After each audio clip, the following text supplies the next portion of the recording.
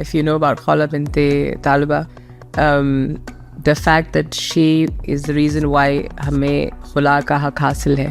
Because हम लोग पाकिस्तान से हैं और पाकिस्तान पहले इंडिया का पार्ट था और एक ये पूरा बहुत बड़ा हिंदुस्तान होता था और वहाँ पे ये रस्में चली आई थी कि जब आदमी की डेथ हो जाती थी, एक हस्बैंड की डेथ हो जाती थी, सालों साल पहले उसके साथ उसकी बीवी को सती कर दिया जाता था, उसके साथ ही जला देते थे, उसकी गंज कर दी जाती थी, वो सिर्फ वाइट साड़ी पहनती थी. लेकिन मेरे ख्याल से इसको तोड़ देना चाहिए. अब ख़त्म कर दें हमारे डिस्कशन और कहें कि नहीं अच्छा है. हम ज़्यादातर मेरे ख्याल से culturally traditionally we are more incline towards that.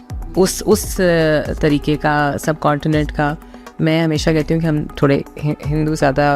और मुझे याद है कि आज से कुछ अर्सा पहले ये होता था कि जब लड़की की शादी होती थी कि तो लड़की के घर वाले कोई नए कपड़े मेरे माशाल्लाह 6 मामू हैं और मैंने अपनी नानी को कभी भी उनकी बारात के साथ जाते नहीं देखा. I think it was a tradition that they believe in कि जो मैंने कभी सुना था कि अगर माँ बारात के साथ जाती है तो लड़के पे भारी होती है.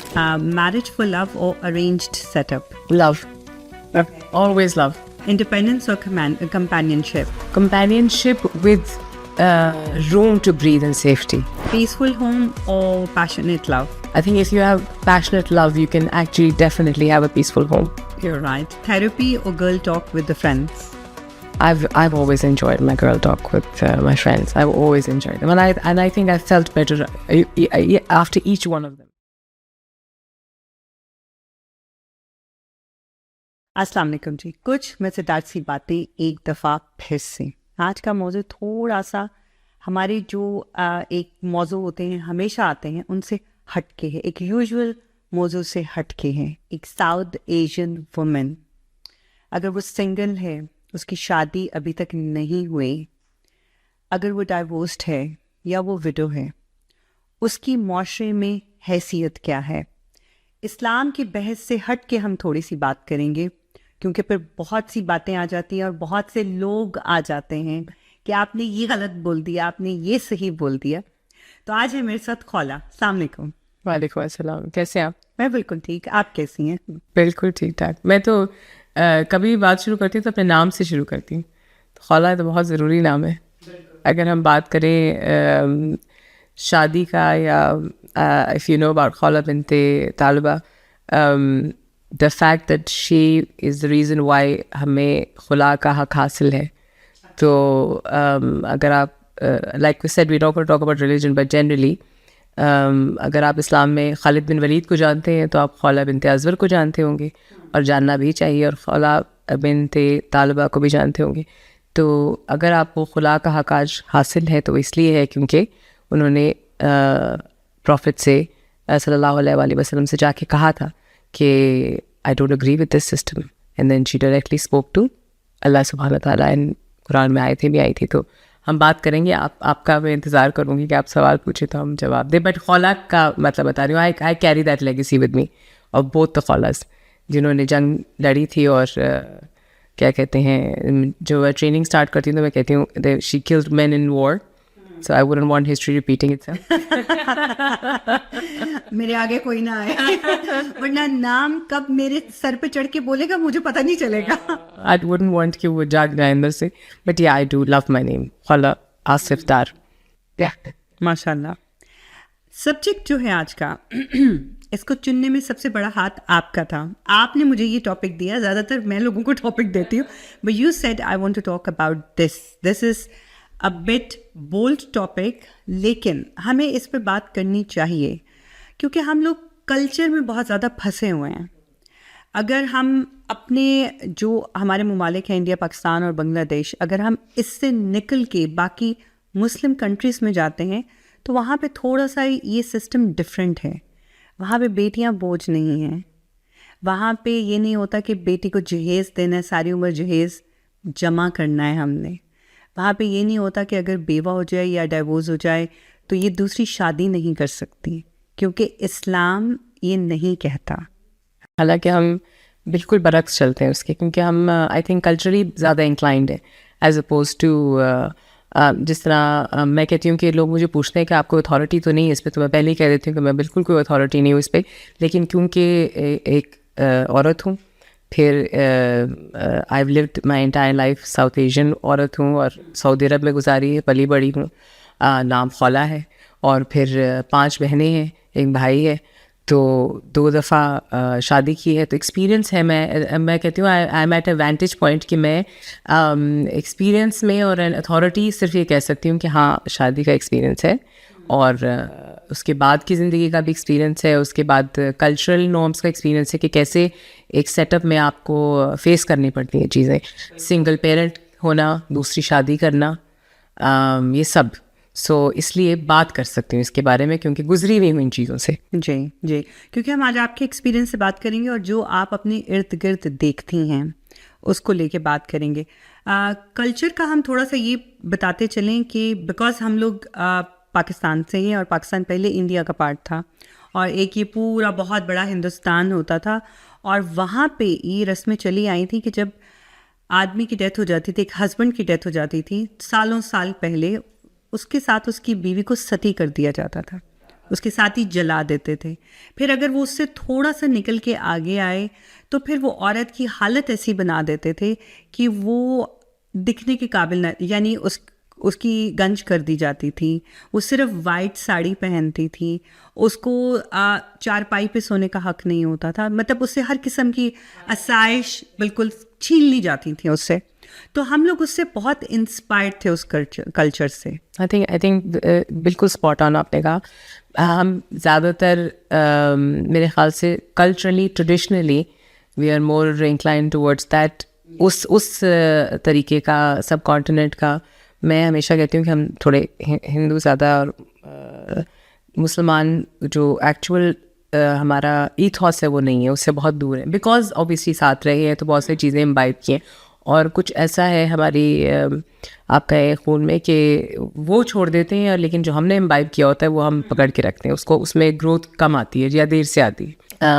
हमने अपनी माओं को देखा है, अगर फ़र्ज़ करें मेरे फैमिली में या एक्सटेंडेड फैमिली में या फ्रेंड सर्कल में या हमारे कम्युनिटी में कोई ज़्यादा थोड़ा बड़ी उम्र के हो गए हैं, और आपकी मैं हमेशा एग्जांपल देती हूँ, अगर कोई for example I am 47, very proud to be, अगर I behave a certain way तो आई वापस मुड़ के देखते हैं, कहते हैं कि आपको तो ऐसे बिहेव नहीं करना चाहिए, एज नहीं आपकी, यानी you should act your age. Who defined that for me? और मुझे लगता है कि अगर कोई इससे फ़र्क बिहेव करे, यानी फॉर एग्जांपल छोटी सी एग्जांपल दे दूँ, if they want to we'll give the example of our prime minister, for example, or sorry, CM, she decked up very nicely every time her son got married, the 2 times.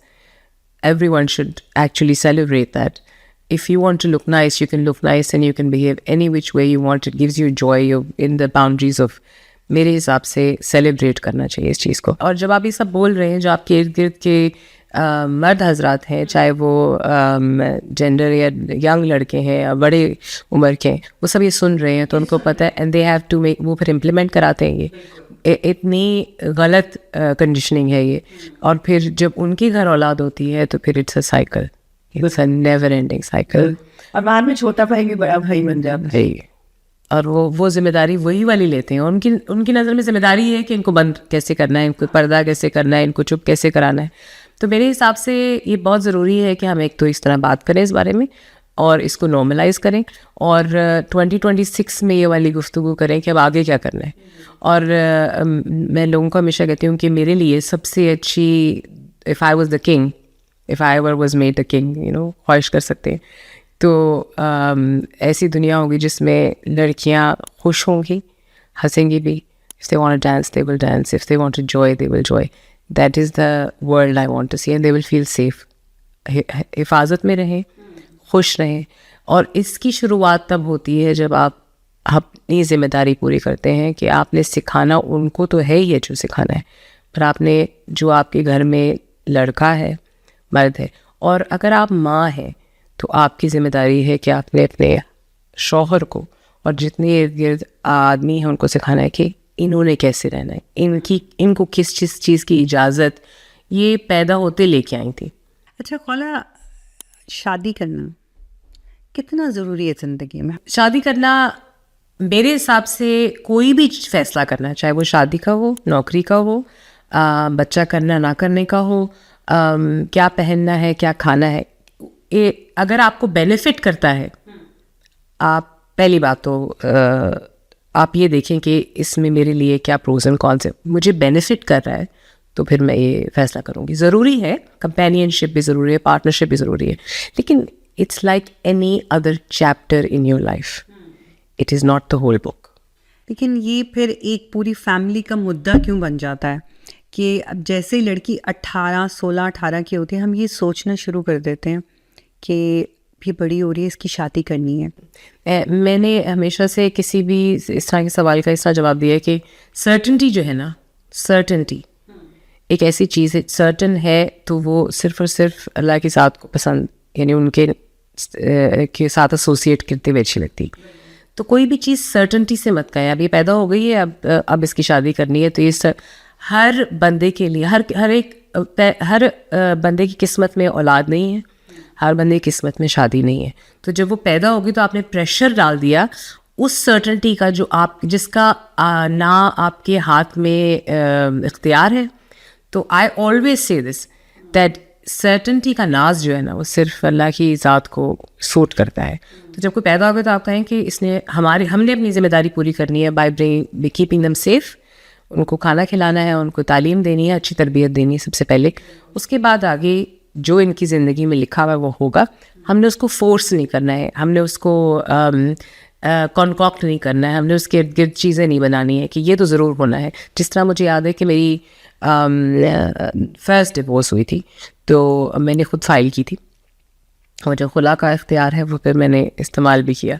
तो वापस जब मैं आई घर तो मुझे कहा गया कि ईद है तो आपने रंग बिरंगे कपड़े नहीं पहनने, क्योंकि आपको तो अलाउड ही नहीं है, क्योंकि आप तो you are not married, so now it doesn't suit the way you look. जो आपने बात की कि अगर कोई बेवा हो गया, सफ़ेद साड़ी है वो, तो इस तरह की चीज़ों का आपने जब खुद फेस किया हो तो आप मेरे हाल से you start talking like this and you feel कि नहीं, क्वेश्चन करने की ज़रूरत है, कुछ ठीक है। तो शादी इज़ इम्पॉर्टेंट।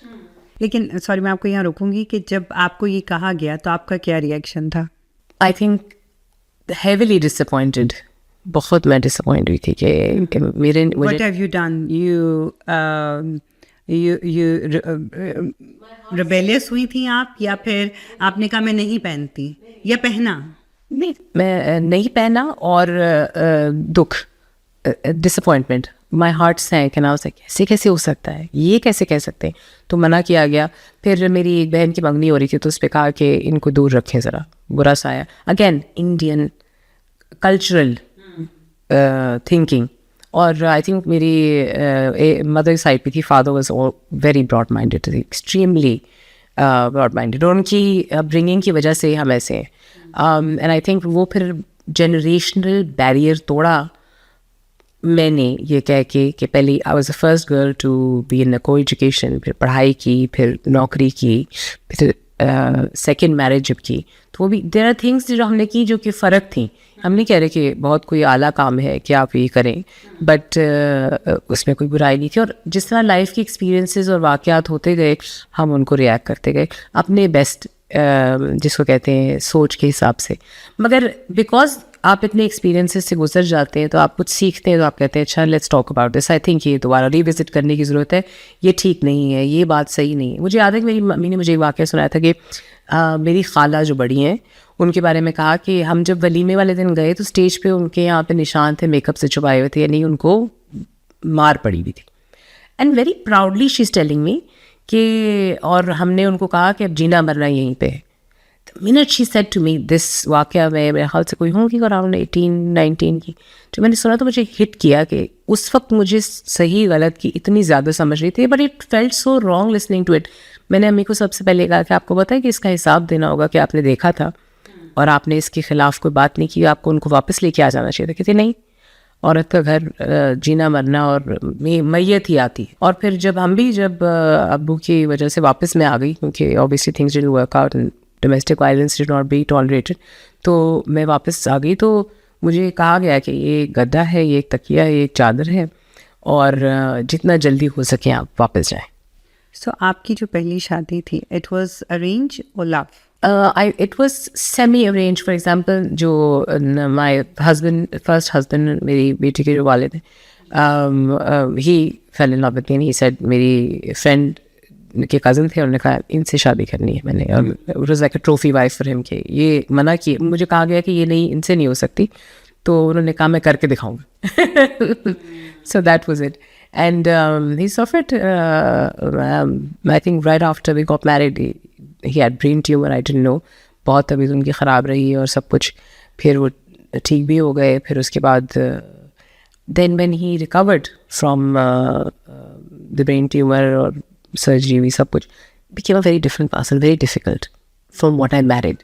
जो इंडियन फिल्मों में दिखाते हैं ना, जैकिल एंड हाइड, वो एक बंदा ही फ़र्क निकला ऑपरेशन से, तो इस तरह की कोई सिचुएशन हो गई. फिर उसके बाद मुश्किल हो गई ज़िंदगी, एंड देन बहुत अग्रेसिव.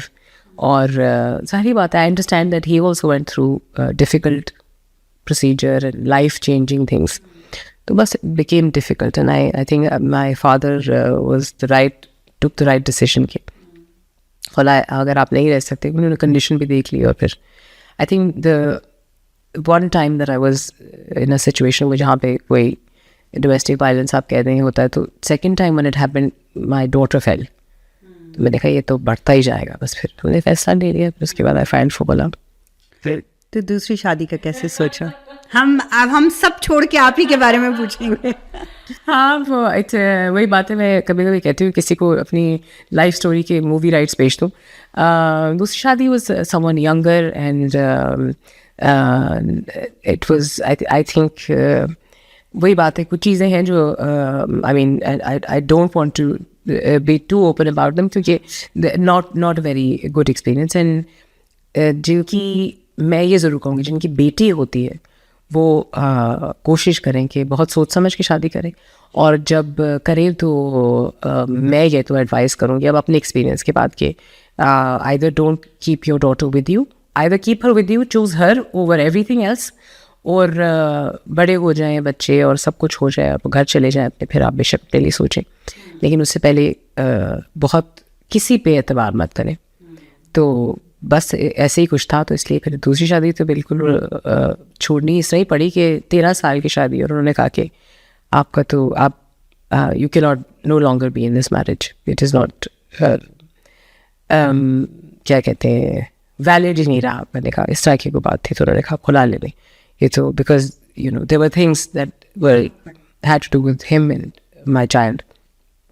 तो या सो आप समझे कि इंसान तो you get married to stay married, and शादी भी आप बहुत शौक से करते हैं इसीलिए कि आप घर में आए. तभी आपने सवाल का जवाब है कि लाजमी नहीं है कि इट इज़ फॉर एवरीवन. ज़रूरी ये है कि आपने अच्छी लाइफ स्किल सिखाई, तरबियत अच्छी की बच्चे की, और पार्टनरशिप और कंपेनियनशिप बिल्कुल ज़रूरी है, बट सबके लिए नहीं भी है. अल्लाह ने जिसकी किस्मत में नहीं लिखी औलाद या शादी, उसकी नहीं है, तो क्या उन्होंने लाइफ का कोई चैप्टर कंप्लीट नहीं किया?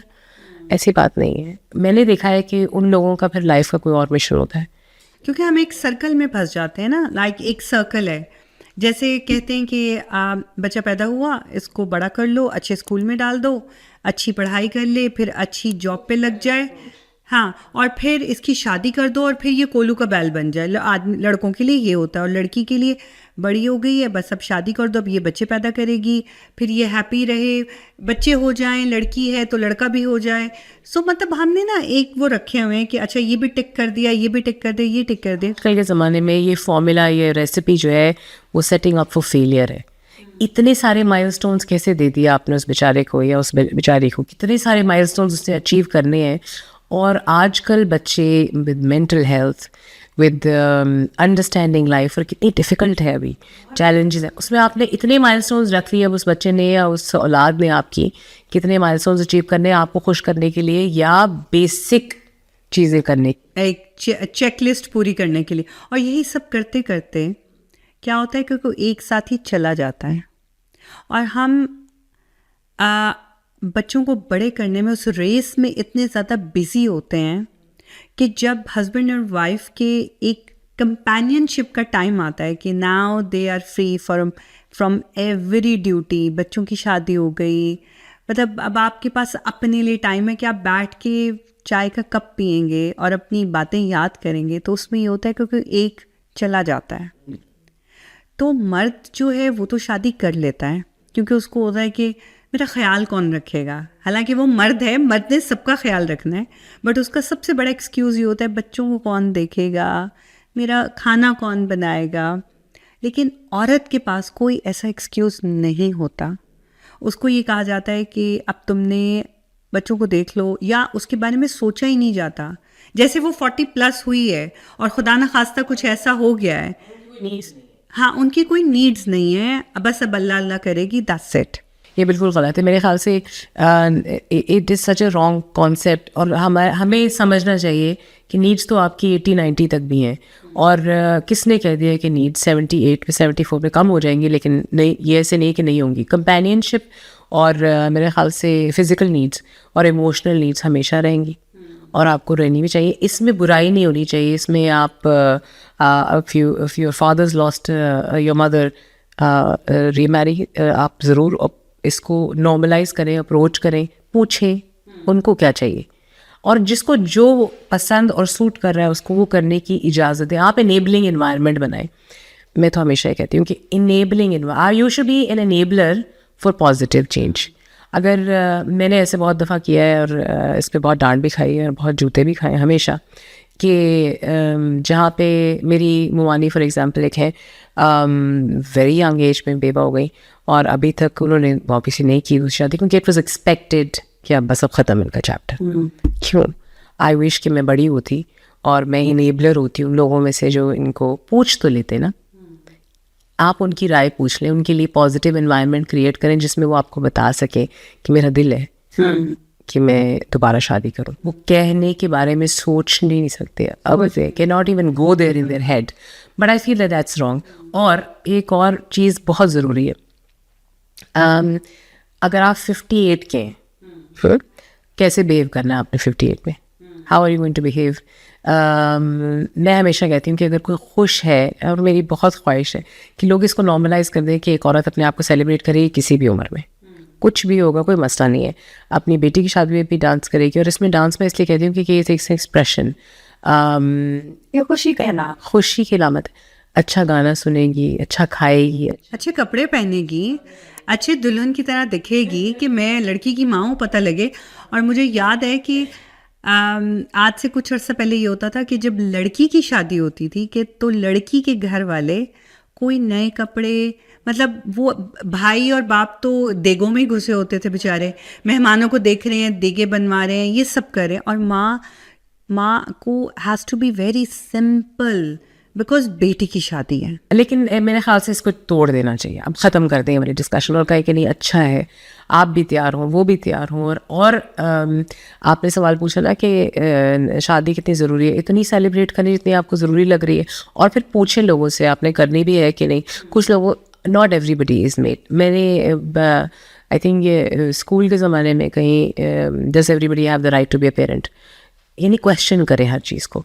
अब एक इंसान है जिसके ऊपर कोई इल्ज़ाम लगा हुआ है, पीडोफिलिया ले ले, कोई क्राइम किया हुआ है, कुछ है, क्या do they have the right to, इस सवाल करें और डिस्कशन करें। This is why I like this conversation, this is why I enjoy this so much, कि सवाल करें, बात करें, जो हमें सिखाया गया है कि आप डिस्कस करें, आप पूछें।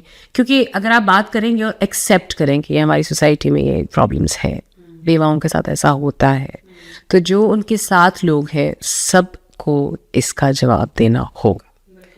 क्योंकि देखिए ना, आप like I said, be a positive enabler, enable in a positive, create an environment. और सबसे ज़्यादा ज़रूरी औरतों के लिए औरतें हैं जो इर्द गिर्द हैं। अगर आपके ख़ानदान में, एक्सटर्नल सर्कल में somebody is not married, don't pressurize them. अगर किसी कॉन्वर्सेशन में, गैदरिंग में बात हो रही है, स्टैंड अप फॉर हर, से दैट्स नॉट इट, आपने ये नहीं देखा इन्होंने ये सब कुछ किया है। लेकिन लोग क्या कहते हैं, लोग कहते हैं बेचारे शादी, और आप जब सुने ये कहने दें, आप नहीं रोक सकते, तब आप जवाब दें। आपको पता है कि जिन जगहों पे मैं बैठती हूँ वहाँ लोग डरते हैं ये बात करने से, उनको पता है अच्छा खौला बैठी हुई है। मैं चाहती हूँ कि सब ऐसे बन जाए, सब ऐसे बने और वो कहें कि अच्छा नहीं, मुझे याद है कि मेरे अब नए नाम लूँगी CEO हैं, पुराने थे तो वो जब बात करते थे, एक थीसिस था, इंटरव्यू ले रहे हैं, जॉब इंटरव्यू, एक CV है, उस पर थीसिस का टॉपिक लिखा हुआ है, तो मैरिटल रेप लिखा हुआ, हंसते शुरू हो गए जोर से, 7 इधर औरतें बैठी हुई सारी, and it's a very woman centred space जहाँ पे वो बैठे हुए हैं, और वो हंसना शुरू हो गए, बाकी ऑफिशियल CEO हैं तो सब हंस रहे, और जैसे उन्होंने मेरी तरफ देखा वो चुप कर गए, क्योंकि उनको पता था कि ये वाली बात मैं इसके सामने नहीं कर सकता, otherwise he was going to joke about it. So मेरे हिसाब से आप यू बी दैट पर्सन। लेकिन हम तो चस्के लेते हैं ना। अब जो कोई एक बात कर रहा है तो हमने कहना अच्छा बताओ क्या हुआ, अच्छा हाय नहीं हुई बेचारे की, है ना। ये चीज़ हम बहुत मुश्किल है। मुझे ना इसमें एक बात याद आई, कुछ दिन पहले मैं अपनी अम्मी से बात कर रही थी, she was here, and I said कि अम्मी मेरे माशाल्लाह 6 मामू हैं और मैंने अपनी नानी को कभी भी उनकी बारात के साथ जाते नहीं देखा, शी ऑलवेज एट होम। और मैंने पूछा, मैंने कहा अम्मी नानी कभी क्यों नहीं गई शादी पे, अपने बेटों की शादी पे तो आप बड़े खुश होते हो, तैयार होते हो, बेटियों की शादी पे आप वैसे ही उनको तैयार नहीं होने देते, और बेटे की शादी पे तो आप बड़े खुश होते हो, तो नानी शादी पे क्यों नहीं जाती थी, अम्मी बारात पे क्यों नहीं जाती थी? तो अम्मी कहती है कि पता नहीं। मैंने कहा क्यों, आप बेटी थी तो आपने कभी कहा नहीं कि अम्मी चलो, मतलब आप क्यों नहीं जा रही, बहनें तो बड़े शौक से जा रही हैं, तो माँ क्यों नहीं जा रही? तो कहती हैं कि शायद घर में कोई और नहीं होता था, तो घर में चीज़ें होती थी, पैसा, ज्वेलरी, ये वो। मैंने कहा अच्छा चलिए, नानी सिर्फ घर में, अगर वो खुदा न खास्ता कुछ और आ भी जाता, नानी रोक सकती है उनको। I think it was a tradition that they believe in, कि जो मैंने कभी सुना था कि अगर माँ बारात के साथ जाती है तो लड़के पे भारी होती है, मतलब ये चीज़ें। और मेरी नानी ने अपने किसी बेटे की बारात, उसका निकाह होता हुआ नहीं देखा, and I felt so bad. That is याती। और आपकी फैमिली की जनरेशन में अगर आपने ये ऐसी कोई चीज़ तोड़ी है या ख़त्म की है, तो मैं हमेशा कहती हूँ सल्यूट है उन आदमियों को और औरतों को जो कि पॉजिटिव जनरेशनल चेंज लेके आते हैं, तो your probably one of them. And मैं ये कहती हूँ सेलिब्रेट करें ऐसे लोगों को, ऐसे लोगों की ज़्यादा बात करें। अब कितनी तकलीफ़ से हमने देखा है सारी अपनी कम्युनिटी में, मैं साउथ ईस्ट एशियन कम्युनिटी की बात कर रही हूँ, कि पूरी ज़िंदगी गुजर जाती है, एक औरत ये नहीं बता सकती कि मुझे ये पसंद है करना, चाहे वो बेडरूम के अंदर हो, चाहे वो कहीं पे भी हो, मुझे ये पसंद है, ये सोच भी नहीं आ सकती, आप बात नहीं कर सकते। This is why I say it is important to have these conversations. आप बात कीजिए और आप बताइए, और आपको ये जो कहा गया है कि be kind to them if you love them, आप सुने, आप उनको आप उनके लिए बेहतरी लाएं इस चीज़ में, और ये आपकी ज़िम्मेदारी है और आपको इसका सवाल होगा। और अगर आपने ऐसा नहीं किया तो you are not a good human being, then a good Muslim, then a good father, then a good। और मैं हमेशा एक बात कहती हूँ कि आपको बनाया किस तरह है, आपको पहले जेंडर दिया गया, फिर रोल्स दिए गए। तो हम करते ये हैं शनीला कि हम भूल जाते हैं, हम माँ बन जाते हैं और औरत भूल जाते हैं। ये एक, this is something that I always say.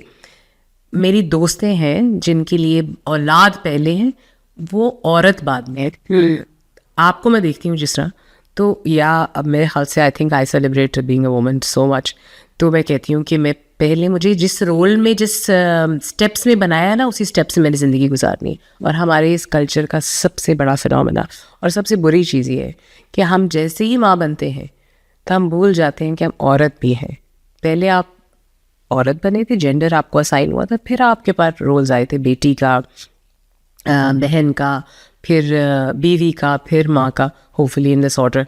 तो जब आप इस स्टेप्स में चल रहे हैं तो आप do not forget the first, which is कि आप औरत पहले। एज एन औरत आप हैप्पी हैं कि नहीं?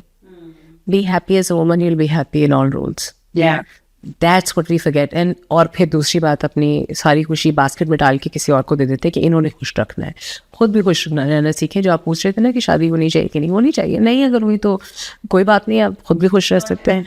Not at all, not. In fact मेरे बहुत सारे जिनकी एक दो की शादी नहीं हुई, वो हम सब शादीशुदाओं को देखते थे, कहते थे कि शायद ये मेरे लिए नहीं था। Not that I preach either, मगर मैं हमेशा कहती हूँ किसी भी फैसला करने से पहले औरत का, ख़ास तौर पे बेटी औरत आपके अगर साथ है, मेरी दोस्त है या मेरे पास बेटी है, या आप ये देखें कि आपका इसमें क्या फ़ायदा है ज़रूर। अच्छा, मेरे पास आपके लिए एक रैपिड फायर है। रैपिड फायर राउंड मेरे हर पॉडकास्ट का एक बड़ा मज़े का एक छोटा सा पार्ट होता है। It's just gonna be a rapid and we gonna start now. Marriage for love और arranged setup? Love, always love. Independence और companionship? Companionship with room to breathe and safety.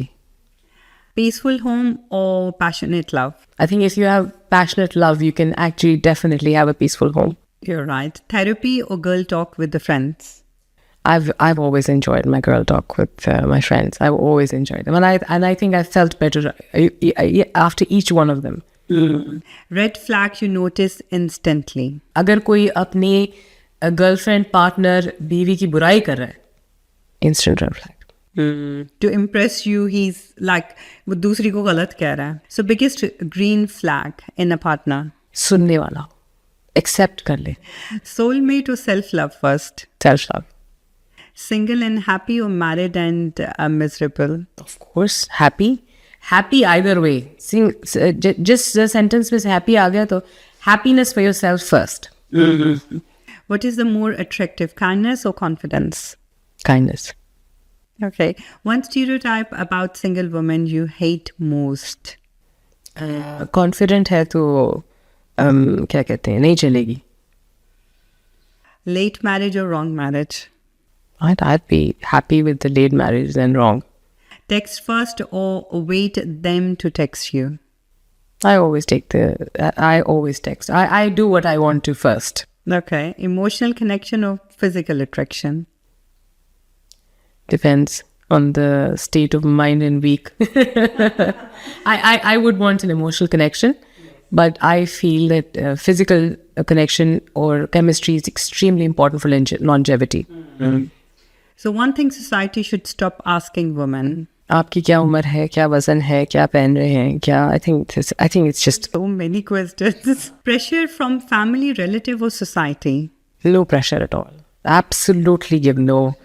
So when are you getting married? Annoying or exhausting now? I think both. I think if somebody asks you that question, just exit that conversation and building. Family concern or family pressure? I think it's pressure. Concern, अगर family concern होती है तो आपको enable करेगी कि आप अच्छा partner ढूंढ लें या अपने इर्द गिर्द अच्छे लोग रखें. So relative advice or complete silence? Depend on who's asking. Usually complete silence. If you're asking me. Have you ever avoided family even because of the marriage questions? Oh, शुरू में तो before the marriage questions, and then after my separation, I don't know, all of my cousins would love to come and ask me, वो आई नहीं, वो किधर है, उनको पता था सेपरेशन हुई भी, वो नज़र नहीं आ रहे, वो कहाँ है. तो I used to avoid my relatives because of that. अभी सुन रहे होंगे तो काफ़ी नाराज़ होंगे आज. Okay. One question from relative you have tired of hearing.